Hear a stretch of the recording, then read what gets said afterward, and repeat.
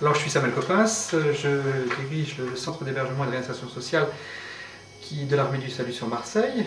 Moi, j'ai une formation, donc un CAFDES, je suis directeur dans la Fondation de l'Armée du Salut depuis une douzaine d'années, mais je suis salarié depuis plus de 20 ans maintenant dans cette même fondation.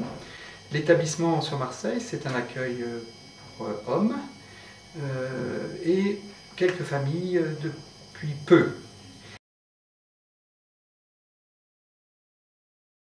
L'animateur de colonie de vacances a le même titre globalement qu'un animateur d'EFA, diplôme d'État aux fonctions d'animateur.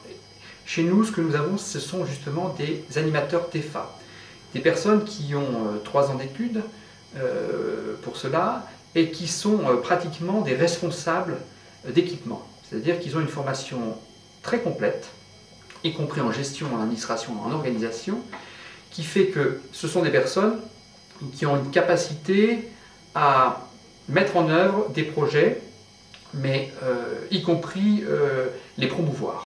Un animateur va s'attacher, chaque fois qu'il le pourra, à mener des actions collectives. C'est-à-dire en faire en sorte que la collectivité produise quelque chose pour l'individu et que cet individu se situe face à ces collectivités, donc dans son environnement.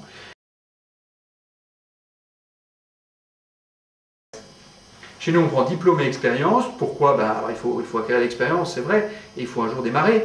Mais l'établissement fait que nous souhaitons associer à l'action que nous menons des personnes qui ont déjà un passé, qui ont un vécu, qui ont exercé éventuellement dans d'autres lieux, qui ont une vraie expérience de vie, car c'est plus facile, semble-t-il, de s'adresser à des personnes qui ont été en souffrance, qui vivent des difficultés, de la place qui est la nôtre quand on a un peu d'expérience. Sinon on se fait souvent appeler, même si ce n'est pas toujours vrai, mais en disant si vous aviez vécu ce que j'ai vécu, vous ne diriez pas ça.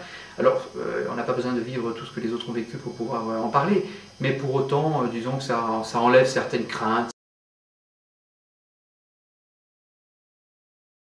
Alors les qualités, une qualité importante, moi je trouve dans le métier de l'animation, c'est l'ambition. L'ambition pas pour soi-même, mais l'ambition pour les personnes que l'on accueille.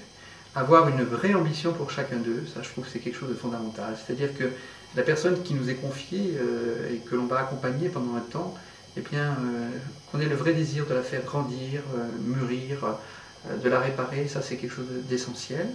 Vaut mieux être d'un abord plutôt sympa, agréable, une capacité à vivre des aspects collectifs, à ne pas être pris à défaut sur une parole, pas trop de timidité, etc. Donc ça, c'est les vraies qualités. Les défauts, eh bien oui, ce serait quelqu'un complètement replié sur lui-même, n'osant pas aligner 2 phrases, ne pouvant pas se comporter en public, etc. Un animateur est quelqu'un qui a besoin de bouger en règle générale. C'est quelqu'un qui va d'une action à une autre, qui va voilà, qui réunit autour de lui des gens et qui fait un peu de bruit, quoi. Il faut qu'il y ait du bruit. Voilà, dans l'animation, il y a un peu de bruit. Ça s'appelle l'âme, mais il y a une échange d'écho, quoi. Voilà.